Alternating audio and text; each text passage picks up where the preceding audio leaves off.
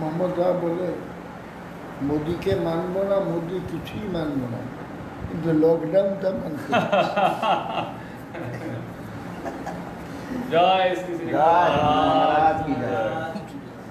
ঠেলায় পড়েছে তো ওটা।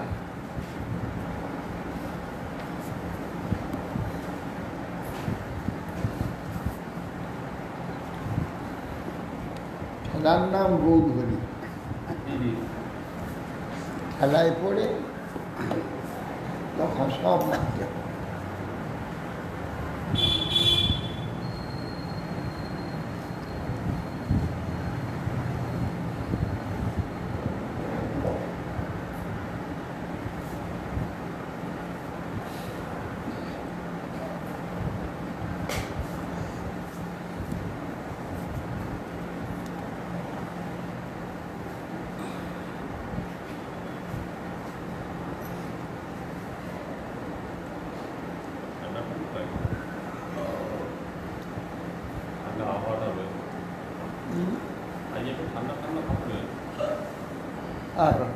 আজকে একটু ঠান্ডা ঠান্ডা লাগছে, একটু মানে ভালো ঠান্ডা।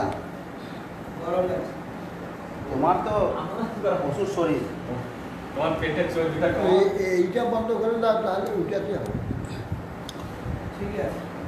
সন্তোষ হচ্ছে পর্বত মহারাজের বর পুত্র। হ্যাঁ, সন্তোষ হচ্ছে পর্বত মহারাজের বর পুত্র। পর্বত মহারাজকে আশীর্বাদটা করে গেছে যাবো একটু গরমে অস্থির, একটু ঠান্ডায় অস্থির।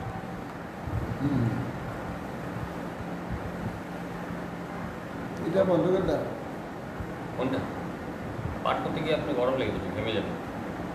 না, এটা কানে চুলাটা না গলা। এই শঙ্কর কোথায় গেল? আমি যাচ্ছি।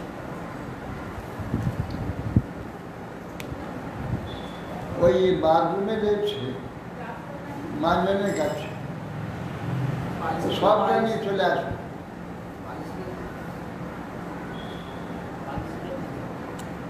কারণ সুরানলে ওরা বসে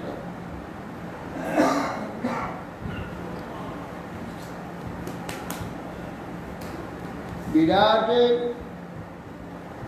দুই দিকে দুটি হস্ত হতে বল শক্তি প্রকাশ করল।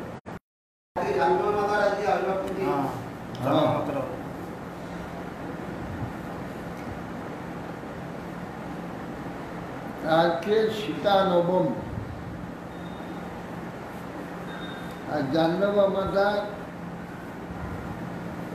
আবির্ভাব। সীতারাম মানে রাম শক্তি। সীতা।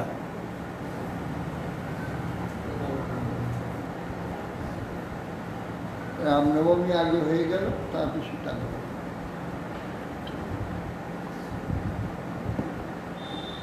এরপর আগের নবমীরা ছিল রামনবমী।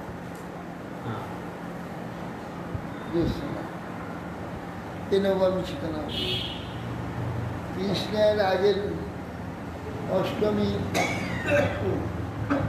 কৃষ্ণ অষ্টমী ছিল, পরে জ্যোৎস্না অষ্টমী রাধারা।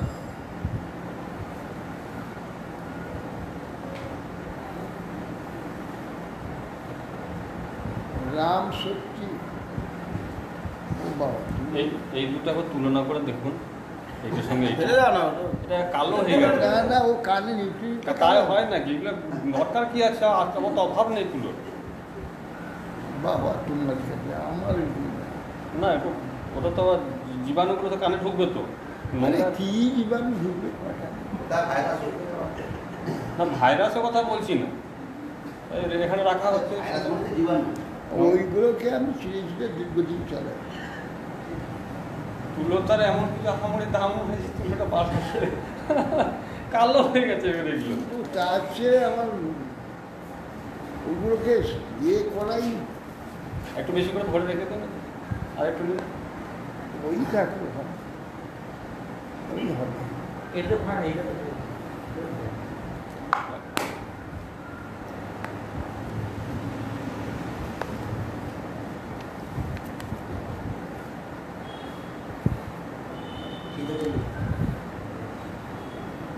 আজকে সীতা দেবীর আবির্ভাব।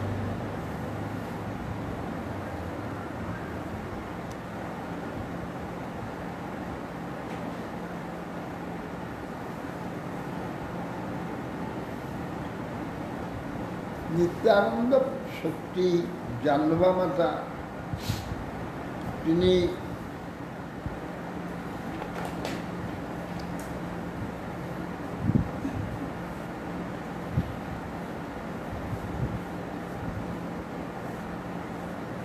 হরিদাসের ভাতা সূর্যদাস সরকার, সূর্যদাসের কন্যা রূপে বসুধা জাহ্নবা আবির্ভূত হয়েছে। বসুধা ছোট, জাহ্নবা বড়।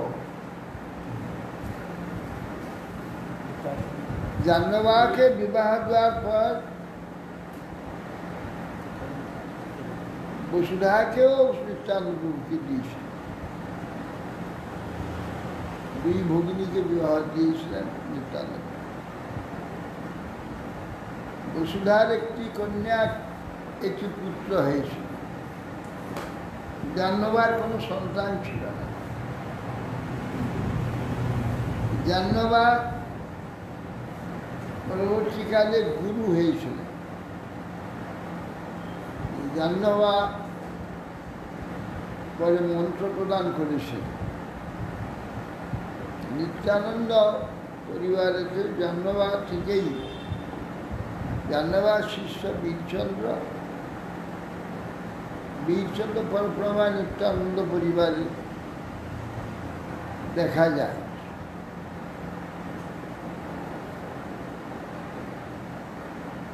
জাহ্নবা মাতা তিনি খেতুরিতে গিয়েছিলেন নরসমের বিগ্রহ প্রতিষ্ঠা, বিশ্ববিখ্যাত উৎসব হয়েছিল।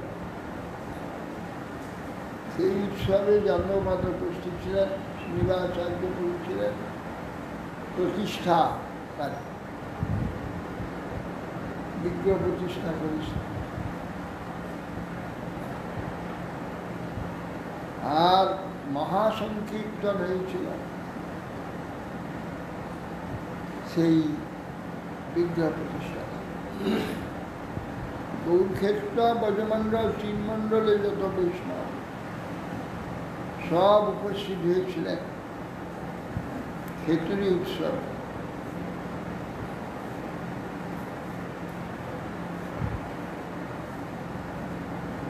জাহ্নবা মাতা তিনি বৃন্দাবন গিয়েছেন। বৃন্দাবনে গিয়ে তিনি একটি গোপীনাথ মূর্তি আছে রাধাকুণ্ডে, সেইটি প্রতিষ্ঠা করেছিলেন। ওই জন্য জাহ্নবা মাতার মূর্তি ওখানে আছে। দক্ষিণ পাশে গোপীনাথে জাহ্নবা, বাম পাশে রাধারানী। তারপরে আবার গোবিন্দ মন্দিরে যায়, বলে রাধারানী কোথায়? রাধারানী তো নাই। গোপীনাথ, মদন মোহন, কোথাও রাধারানী। রাধা নাই কেন? আগেতে একম বিবাহ দ্বিতীয় ভগবান, দুইজন ভগবান হয় না। ভগবানের পূজা হবে, এক ভগবানের পূজা হবে। এই জন্যে গেল সম্পূর্ণ হয়তো যায় না। বলেন তো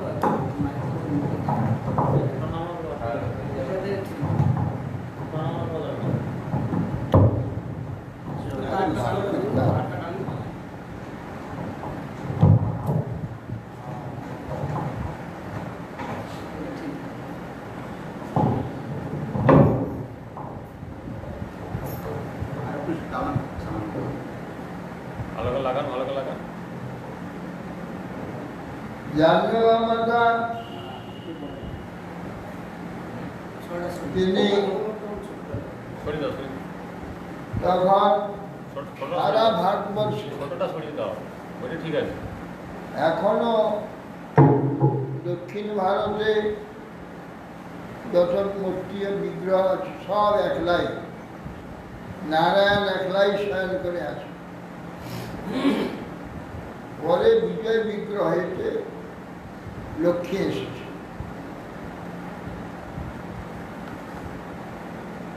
প্রথমেই রাম মূর্তি স্থাপন করতে গিয়ে সীতারাম লক্ষ্মণ স্থাপন হয়েছে তীর মূর্তি। জাহ্নবা মাতা এসে পুরীতে গিয়ে ওখানে দুইজন রাধা মূর্তি পেয়েছিল। দুই রাধা মূর্তি রাজাকে বলে ওইখান থেকে নিয়ে এসেছে, নিয়ে ওটা বৃন্দাবন পাঠিয়েছিল। তখন গোবিন্দ গোপীনাথের কাছে দেবে, রাত্রে স্বপ্নে বলছেন যে আমরা রাধা ললিতা দুজন রাধা নই। তখন ওই গোবিন্দের দুই পাশে রাধা এবং ললিতা রূপে রাখা আছে। পরবর্তীকালে আবার রাধা ললিতা মদন মোহন কাছে পাঠিয়ে দেন। আবার গোপীনাথের কাছেও দিয়েছে। এইভাবে বৃন্দাবনে যখন একবার বৃন্দাবন যখন যাচ্ছিলেন হেঁটে কয়েকজন ভক্তকে নিয়ে, গভীর অরণ্যে রাত হয়ে গেছে, যাওয়ার উপায় নেই। এক জায়গায় সেখানে তারা সকলে রাত্রে শুয়েছিলেন। একদম চোর এসে দেখে একজন স্ত্রী লোক শুয়ে আছে, সর্বাঙ্গে সোনার গয়না। তখন বলছে তার ওর কানে দুল রয়েছে, গলায় হার রয়েছে, নাকে রয়েছে, সিটিতে রয়েছে, বলে মাথার কাছটা আগে নেই, তারপর নদীকে মাথার কাছের দিকে দেখে যে পা, কি মাথার এলাম পা গেল, ও পাশে মাথা রয়েছে, ঘুরি ও পাশে এলো। যখন এখানে দেখে সেখানে পা, মাথা ও পাশে। কি ব্যাপার, মানে সব হচ্ছে নাকি? আবার ভাই পাশে আছে দেখে এখানে পা, মাথা নেই। তখন উনি বাবরি এইবারে ভয়ে একদম চিৎকার করে উঠেছে। সকালে উঠে কি ব্যাপার, কি ব্যাপার? না বাবা আমরা চোর, চুরি করবো। ইয়ে বাবা যখন মাথার কাছে যাই দেখি পা, অন্যদিকে মাথা, আবার ওদিকে দেখি দেখি পা, অন্যদিকে মাথা। বাবা এই ভগবান ক্ষমা করবে, আমাদের ক্ষমা করবে, আমার ঠিক বলে এই প্রকার জানবা মাতা। এইভাবে জানবা মাতা তিনি গুরু কার্য করে দিয়েছেন। শাস্ত্রেতে স্ত্রীলোক গুরু হতে পারে না, কিন্তু একমাত্র ভক্তি মার্গেতে অন্য মার্গে স্ত্রীলোক গুরু হলে নরকে যাবে, যে পুরুষ তার শিষ্য ঈশ্বর ধ্যান অতএব সেই জন্যে স্ত্রীলোকে গুরু হয়। কিন্তু ভক্তি মার্গে সচিবাবা গুরু হয়েছিল। আর শ্রীবাচার্য কন্যা হেমলতা ঠাকুরেন তিনি গুরু হয়েছেন। কন্যা লক্ষ্মীরাও হয়েছিল, হেমলতা ঠাকুর লক্ষ্মীরাও হয়েছিল, লক্ষ্মীরা বড় বড় মহান্ত দর্শনতে জানতি গুরু হননি। লক্ষ্যহীরা গুরু হননি, লক্ষ্যহীরা গুরু হননি তো না, লক্ষ্মীরা গুরু গুরু হননি। বড় বড় মহান্ত তার সাথে দেখা করতে যেতেন। বড় ঘোষণা হয়েছিল পরে। সেই বেশ্যা হইলা পরম মহান্তি। বড় বড় বৈষ্ণব তার দর্শনতে জানা, দর্শন। আর ও লক্ষ্যই জানে, লক্ষ্যদের কৃষ্ণবিপ্রে দমন, যে কৃষ্ণবিপ্র যে বিশ্বাস কাছে দেখে স্নান করলেন, ওই লক্ষ্যই। সবাইকে লক্ষ্যই না করে দিলেন। হরিদাসকে ভুলাতে লক্ষ্যই না, লক্ষ্যহীরা নয়, সাধারণ বিশ্বাস। লক্ষ্যইরা হলো ওই কৃষ্ণবিপ্রকে মনে করে। তারপর জানবা মাতা ইত্যাদি সমস্ত বৈষ্ণবের আমাদের বাহ্য দর্শনে, আত্মদর্শনে আত্মা স্ত্রী নয়, পুরুষ। আত্মা আত্মাই। অতএব সেই জন্য ওখানে স্ত্রী পুরুষ সকলের আত্মবৃত্তিতে অধিকার আছে। আর জাগতিক যে গুরু, কর্মকাণ্ডীয় গুরু, সেখানে স্ত্রী অর্ধে, পুরুষ হচ্ছে পূর্ণ। সেই জন্যে স্ত্রীলোকের ওখানে গুরু আর অধিকার নেই। গুরু হইলে তাদের নরকে যেতে হবে এবং ঈশ্বরের নরকে। আগে জাহ্নবী মাতা তিনি গুরু কাজ করেছিলেন এবং সেই পরম্পরা আমাদের পর্যন্ত চলে এসেছে জাহ্নবীর পরম্পরায়। আমাদের গৌড়ীয় সম্প্রদায়ের গুরু হচ্ছে নিত্যানন্দ। লক্ষ্মীপতি তীর্থ, তারপরে নিত্যানন্দ, লক্ষ্মীপতি তীর্থ পরে তার শিষ্য নিত্যানন্দ আছে। লক্ষ্মীপতি তীর্থ ওনাকে নিয়ে চলছে তীর্থ। এই যে মধ্য সম্প্রদায়ে আমাদের সম্বন্ধ নিত্যানন্দ, নাহলে মাধবেন্দ্র পুরীতে তো আর মধ্য সম্প্রদায় সন্ন্যাসী নয়, এটা পুরী সম্প্রদায়।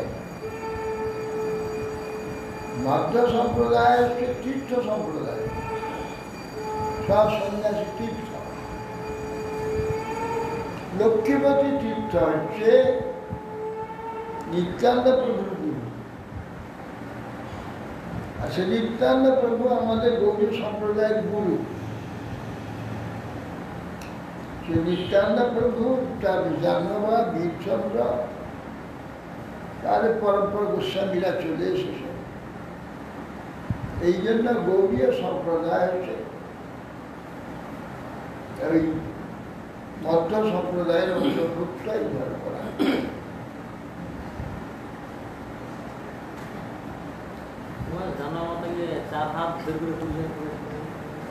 তারপর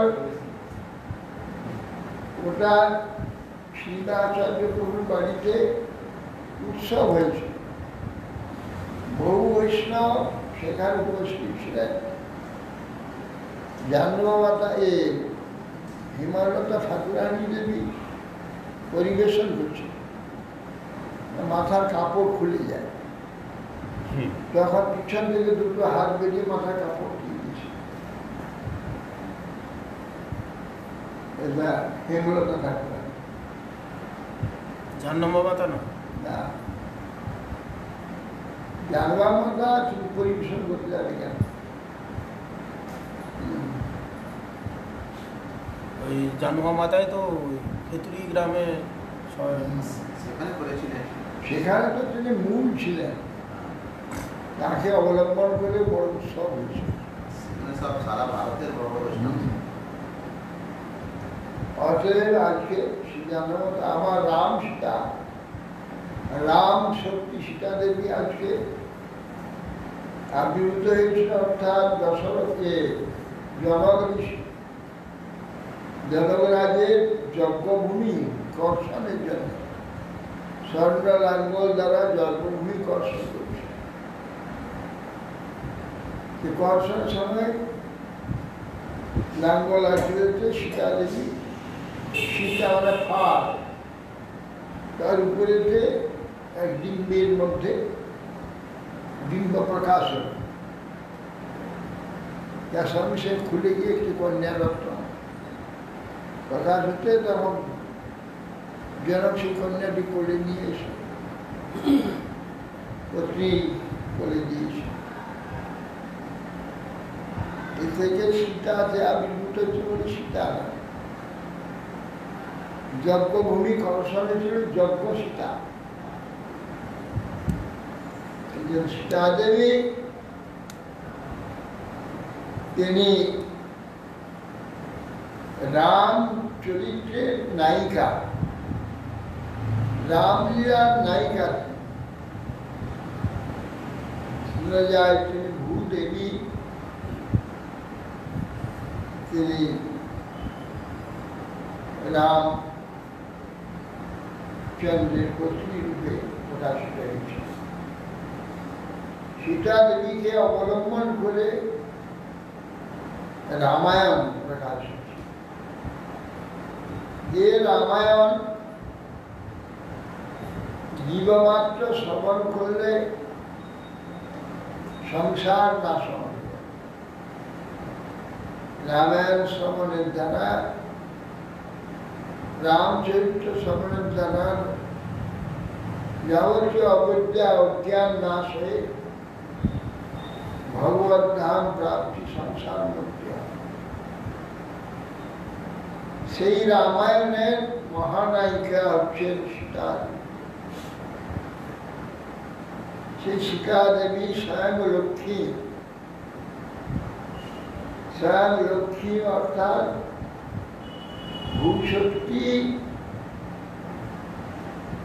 স্বরূপিণী, লীলাভূ আর শ্রী,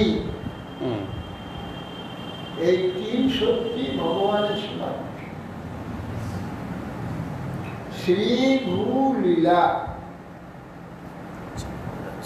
শ্রী ঐশ্বর্য সম্পদ পুষ্টি পালনী শক্তি শ্রী, ভূ ধারণ শক্তি, বিশ্বকে ধারণ করছে, বিশ্বের সমস্ত সত্তাত্মক শক্তি, ভূ শক্তি, সত্তা শক্তি। আর ভগবত লীলা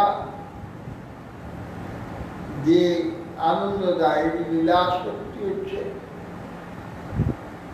লীলা হচ্ছে ভগবানের একটি শক্তি, যা নাকি এই বিশ্ব লীলা, বৈকুণ্ঠ লীলা, গোলক লীলা আদি যা নাকি হয়ে থাকে, এর তিন শক্তির দ্বারা ভগবান এই তিনটি কার্য করেন। ভূশক্তি হচ্ছেন এই সীতা দেবী, এবং আরো অনেক আখ্যায়িকা আছে সীতা দেবী।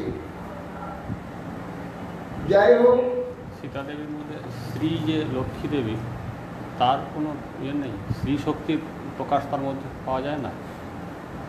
লক্ষ্মী একই লক্ষ্মী, তিন রূপা হয়েছে। শ্রীর কোনো প্রকাশ নেই, শুধু ভূশক্তির প্রকাশ। শ্রী জগৎ পালন করছে, যে লক্ষ্মী পূজা হয় তো শ্রী। না, আমি বলছি সীতা দেবীর মধ্যে যে শক্তির প্রকাশ হয়েছে শুধুমাত্র ভূশক্তি। ভূশক্তি কি? ভূশক্তি সত্তা, যে সত্তা, যার দ্বারা সত্তা হয়েছে, এই সত্তার যে কার্য, তার যে কার্যকারী কার্য, সত্তা কার্য ভূশক্তি। আর সত্তা হচ্ছে সন্নিবেশ ভগবান। এই জন্য শ্রী ভূ লীলা, ভূশক্তি উনি হচ্ছেন মাটিতে প্রবেশ করলেন, মাটিতে উঠলেন। তোমাদের ভূশক্তিটা কি আবার ভক্তিদায়িনী শক্তি বলে নাকি? আবার ভক্তিদায়িনী সব সবটাই, শ্রী তাই, লক্ষ্মী ভূ তাই, ভগবত শক্তি হচ্ছে ভক্তি। সেই ভক্তি ভূষি ভূ লীলা, তিনি ভক্তি। তিনি আবার বৃন্দা দেবী, যোগমায়া দেবী, নানাভাবে তার প্রকাশ। বিষ্ণুপ্রিয়া দেবীও ভূশক্তি। বিষ্ণুপ্রিয়া দেবীও ভূশক্তি ছিল। ভগবানের এই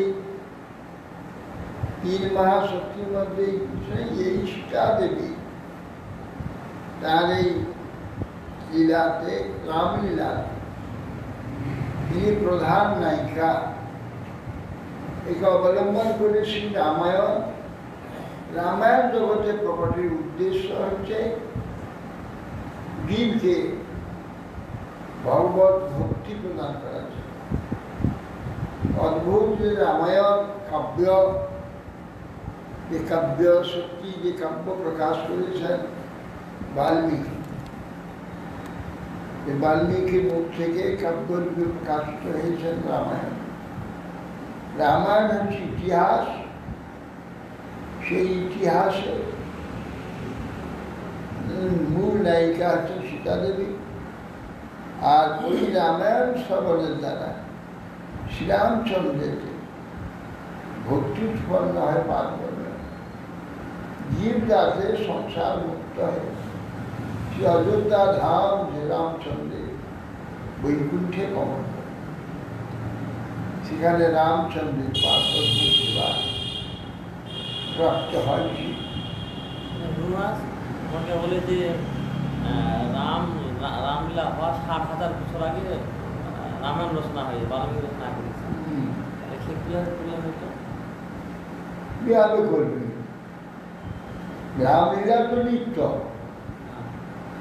বাল্মীকি হৃদয়ে রাম প্রকটিত হয়েছে, তপস্যা করছেন। তপস্যা ভগবান শ্রীরামচন্দ্র হৃদয় প্রকটিত তার লীলা প্রকাশ পূরণ হয়েছে। রামলীলা তখন নির্দেশ পূরণ হতে লাগলো। উনি প্রথমে একদিন একটা ব্যাগ একটা ক্রমচ পক্ষীকে বধ করেছে। বাল্মীকি দেখে খুব দুঃখ হয়েছে।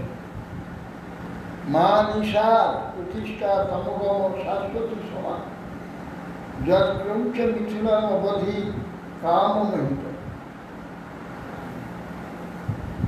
প্রথমে এই শ্লোকটার মুখ থেকে ওই বাল্মীকি তো আগে রত্নাকর দস্যু ছিল, এ কথা ওখানে নেই, রামায়ণে নেই। এটাই তো চিরকাল শুনে আসছি। ওটা অন্য জায়গার একটা ব্যাপারকে ওইখানে চাপিয়ে দিচ্ছে। রত্নাকর দস্যু ছিল, সব ওরকম একটা মানুষকে জায়গায় হত্যা করতো। ওরকম একটা কার্য আছে। একজন দস্যু এই প্রকার করছিল, পরে সে রাম নামে মুক্ত হয়েছে, সে রাম ভক্ত হয়েছে। এই বলে সে না, কিন্তু বাল্মীকি নয়। তারা তো এটাই পরম্পরা, তো এটাই শুনে আসছি আমরা সবাই। আমি এইবার এই কল্যাণে দেখলাম এই ঘটনা। ওখানে দিয়েছে একজন দস্যু, নারদার ব্রহ্মা এলেন। সে তো বাংলা রামায়ণ। কৃত্তিবাসী রামায়ণ। বাল্মীকি রামায়ণ আছে কি? বাল্মীকি রামায়ণ নেই। ওটা হচ্ছে অন্য একটা ঘটনা থেকে কল্পিত হয়েছে। হয়ে এই বাল্মীকির বুঝেছে কি একজন রাম ভক্ত হয়েছিল। সে দস্যু ছিল, তাকে ওই নারদ আর এই অগ্নিরা আসলো। দস্যুটাকে বলছে তোমার দিতে হবে।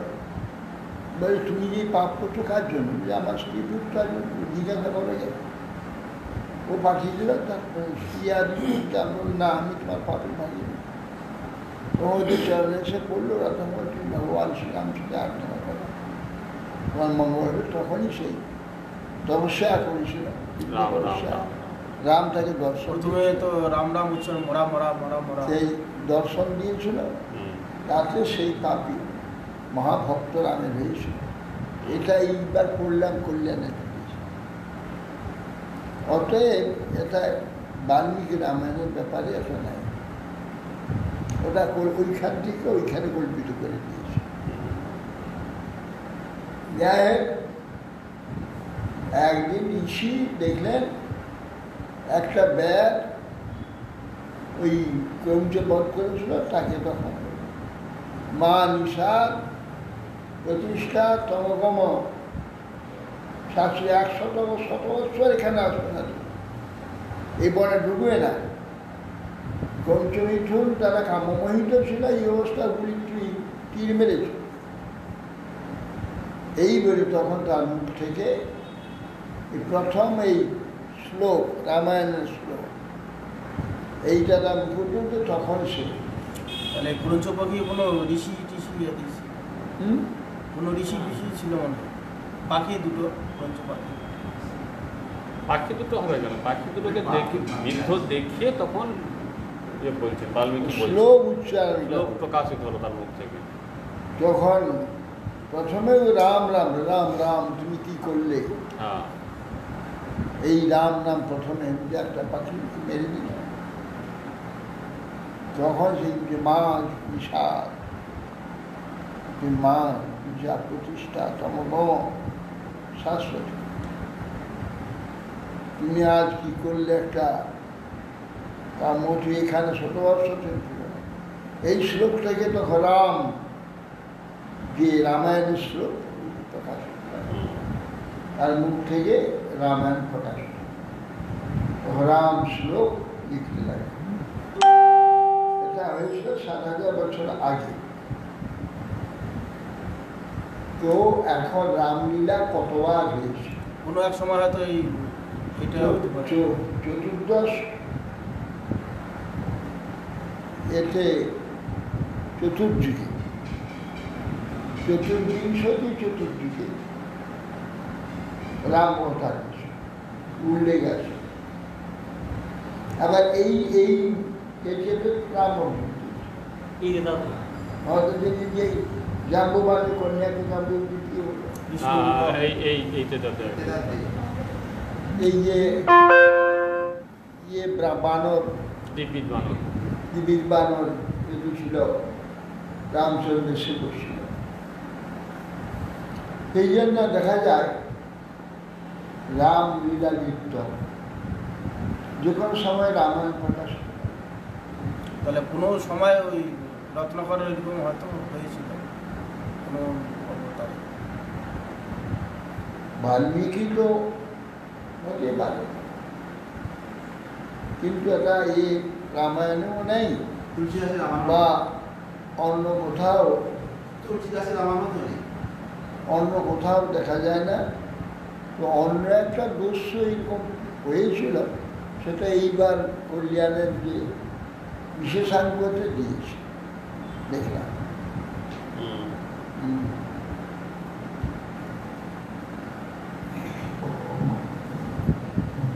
যাই আজকে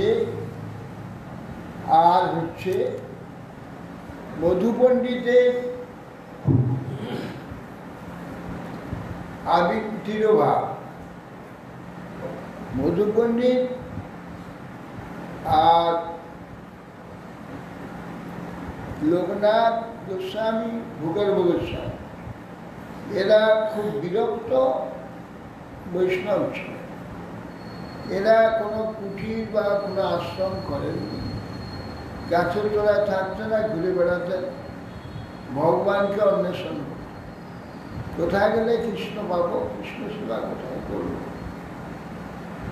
সনাতন গোস্বামী, রূপ গোস্বামী যেমন গোবিন্দ পড়াশোনার, মধু পণ্ডিত একদিন বংশীবটে এসে ভগবানের চিন্তা করতে করতে ওখানে শুয়ে রয়েছেন যে ভগবানের মূর্তি পেলে ভগবানের সেবা করতাম।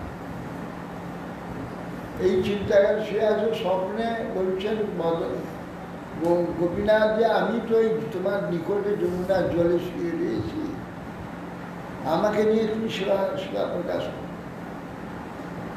এই স্বপ্ন পেয়ে ভোরে উঠে যমুনায় নেমে গিয়েছেন। নেমে গিয়ে হাত দিয়ে এগোচ্ছি, হাতে লাগলো, নিজে একবারে কোলে করে তুলে নিয়ে চলে এই বিশাল গোপীনাথ মূর্তি কোলে তুলে নিয়ে উপরে নিয়ে বসিয়ে দিল। তখন ভগবান যখন ব্রজবাসী জানালেন, ব্রজবাসী সেটা আনন্দ উৎসব আরম্ভ করে দিল। তারপরে বড় শেঠ করেছে, একটু মন্দির করে দিল। পরবর্তীকালে মন্দির ওই রঘুনাথ ভট্ট গোস্বামী শিষ্যের দ্বারা 3 মন্দির প্রকাশ হয়েছে, লাল পাথর দিয়ে। লাল পাথর। এই গোপীনাথ, এই মধু পণ্ডিত গোপীনাথ প্রকাশ করেছে।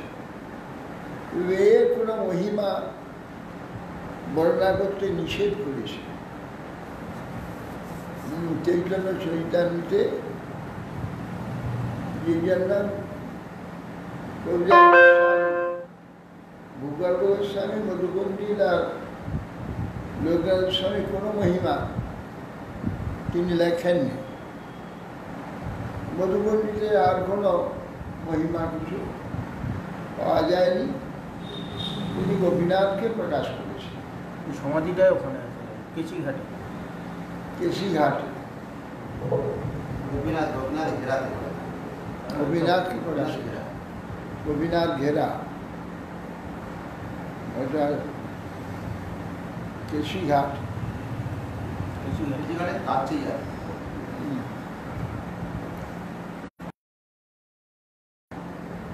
এখন সেই বিরাট উঁচু টিলার উপরে গোপীনাথের মন্দির, টিলার উপরে রয়েছে। তার আজকে এই দুই সীতা দেবী, জাহ্নব মাতা এবং মধুকুণ্ডী চিরভাব জাহ্নবমাতা আর সীতা মাতার আবির্ভাব, এই তিন তিথি আজকে দিনে মহা কল্যাণদায়িনী হয়েছে। সীতা দেবী মাতা জাহ্নবা মধুকুণ্ডীরা আমাদের প্রতি প্রসন্ন হোক। আর দুর্ভাগা জীব আমরা, আমাদের যাতে ভক্তি হয়, ভগবত নিষ্ঠা হয় এবং ভগবত ভজনে রুচি হয়, তারা আশীর্বাদ করবে যেন আমরা সেই শক্তি লাভ করি।